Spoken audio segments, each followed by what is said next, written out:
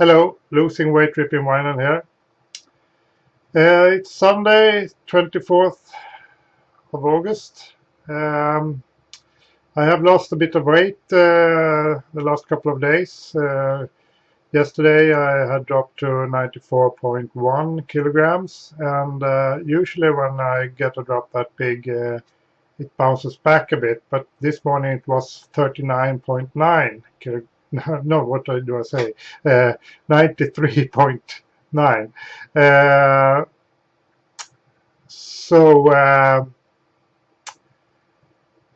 That is positive, but I don't know exactly why, because I have not been able to do a regular workout the last couple of days because I have a severe pain in my I think you call it the small of my back, and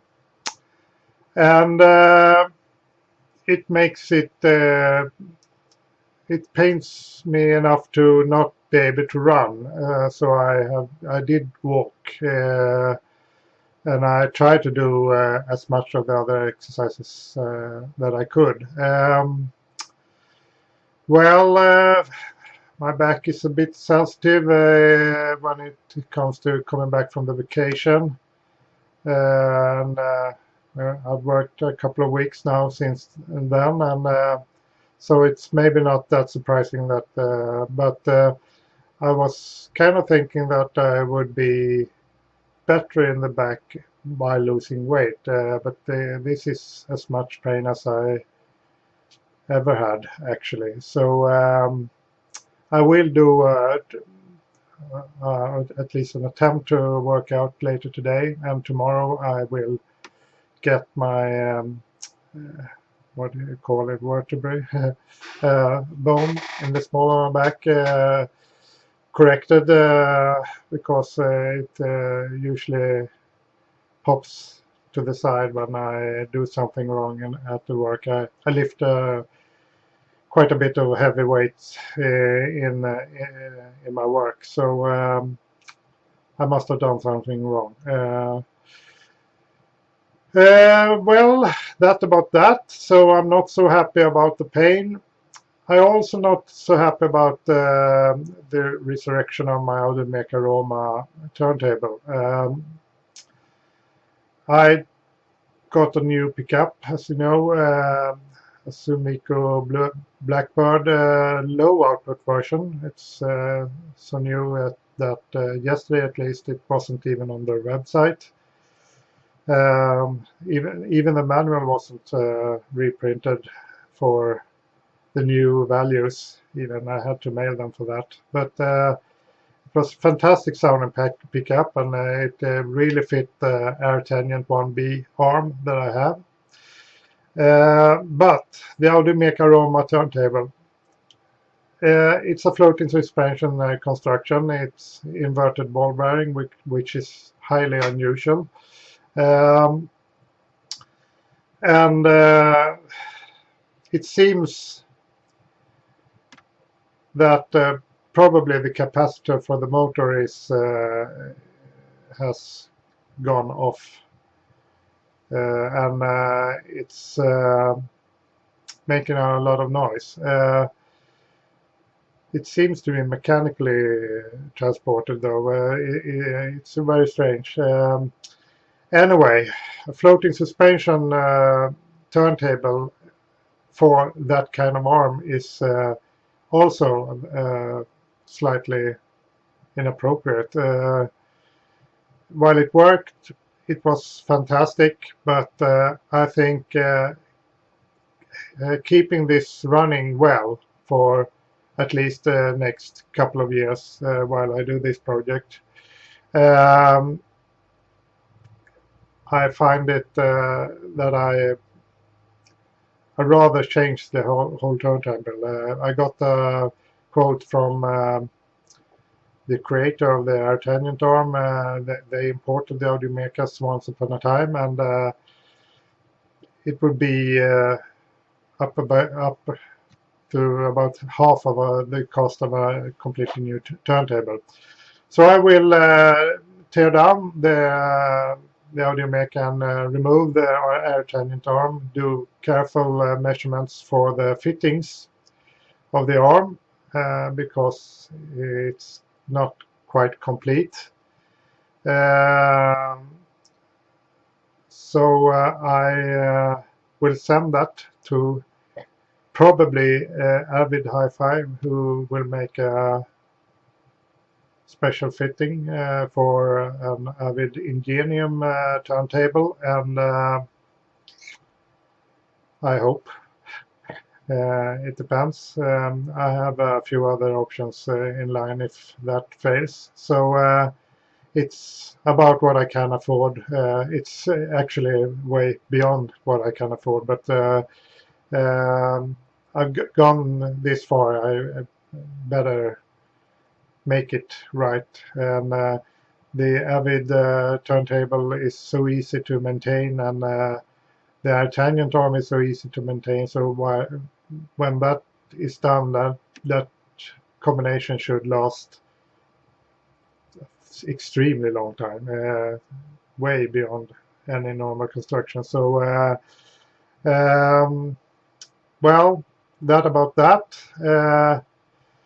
I thought I put in the reviews, even though if I rip a few albums later today, because the other stuff, it has become a few albums ripped since last time I reviewed. So about that. The first Cocteau Twins, Garlands. I love this album. It's fantastic. It has it kind of reminds me a little bit about early The Cure too, also. But this album is so good. It's melancholic and odd harmonies, but it just fits me for some reason.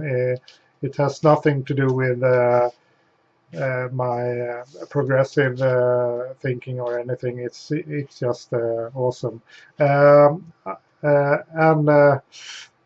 I don't have many Cocteau Twins albums, and then this one is fantastic. So maybe a few more Cocteau Twins albums will be on my purchase list because this was a really nice reacquaintance, I would say. I will listen a lot to that one. It's fantastic. Then a few of my brother's albums, and we all brothers have a common sharing Genesis interest, and we spin off in different directions from that. And my oldest brother liked Phil Collins. Face value. This has, of course, In the Air Tonight. Fantastic hit. The rest of the songs is fairly unnoticeable, so it was lucky for him he had In the Air Tonight, because the rest of the songs has very little to offer. It's well recorded and all of that.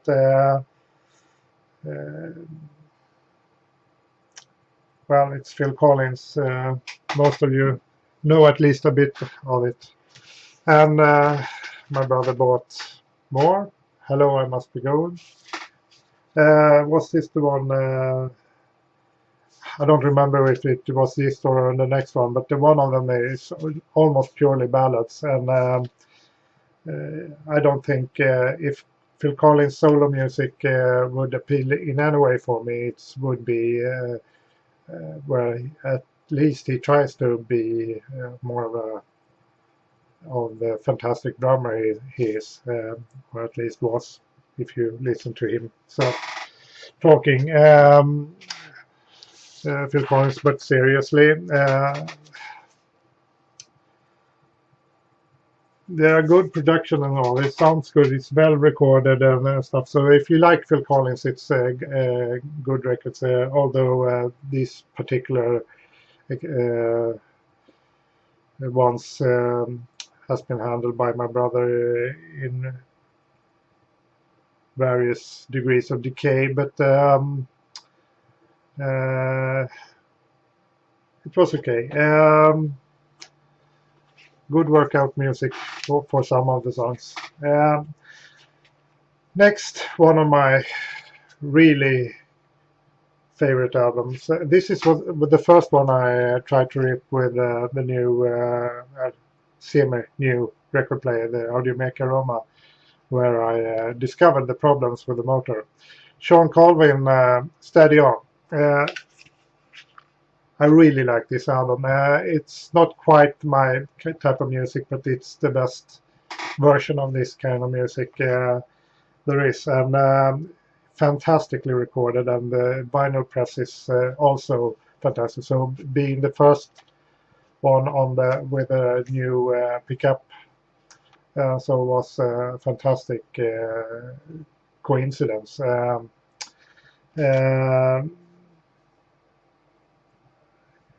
Yeah, I really like this record. It's kind of ballad blues kind of thing, singer-songwriter type of thing, and with a little bit of it's fantastically recorded, and it's really good, catchy songs. Highly recommended.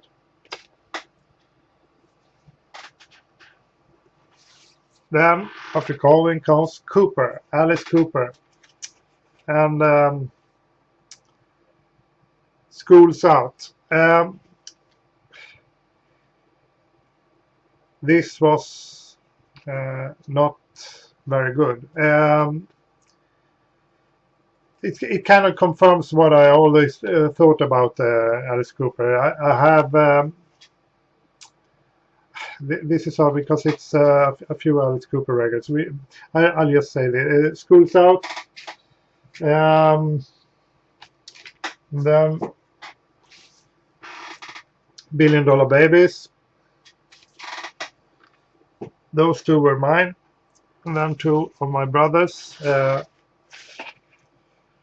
Muscle of Love, original cardboard packaging.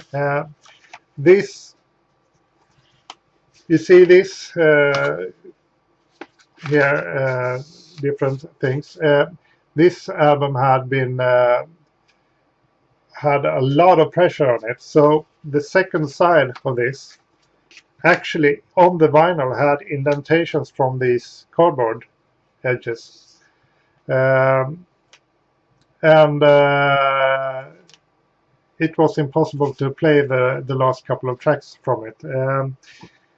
This is the first Alice Cooper record chronologically that had any hint of good songs in my ears, and that is his commissioned track for The Man with the Golden Gun, which was cut from the movie because the producers allegedly didn't dare to have Alice Cooper as the writer, so they kind of last minute throw it to the road. But that kind of is the start of something different for Alice Cooper, and I think also at that point a lot of the progressive or symphonic rock stuff came up, and since became available and stuff. So then he did a really good album. This one I love, Alice Cooper Killer. I have this on CD. This is my brother's copy, and this was actually, it looks really worn, but it was in good condition, the actual record. I love every song on this album. I grew up with this. It's a fantastic record, but I have not heard anything any other album from Alice Cooper that even comes close to this one. I really wish he would have continued this path. So that was the records I have ripped since the last time, and Steady On and what's it called now? School's Out album, Shawn Colvin and Alice Cooper there. That one I actually ripped 2 times. One with a Audiomaker Roma and air tangent arm. Sounds fantastic, but with a little bit of a hum disturbance from the motor. And this second time back to the old record player. You see that he's back there, but with a new RIA preamp. It actually has a little more background noise, the new tube amp, but it sounds a bit better actually, so I'll take that background noise for the better sound quality. I don't know exactly what that background noise comes from, because if you lift the pickup and you just record the noise the actual amp does, it's really, really low. So it must be that it picks up more from certain frequency registers. I don't know, but it sounds better. So I'll keep going with that, and I'll tear down the Audiomaker Roma and remove the arm. I will record a video about that process. I don't know if I will publish it, but very likely at least parts of it to show you some stuff. It's quite a unique arm and a record player, so it might be interesting. So this being a status update and going through the weights and all, I better do the belly shot. So those with sensitive body issues better look away. And my back hurts, so just turning around is actually painful. So let's see.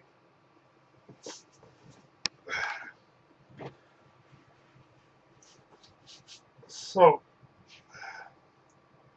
now it's actually seems like a little bit flatter. Things are happening. Wow, actually, oh, it's just that my back is. Huh. That was quite a difference. Well, thank you for watching if you did. It will be an interesting few days coming up, and hearing what the Avid Hi-Fi has to say about making a platform for the air tangent arm, and I think it will be really, really nice. So, goodbye.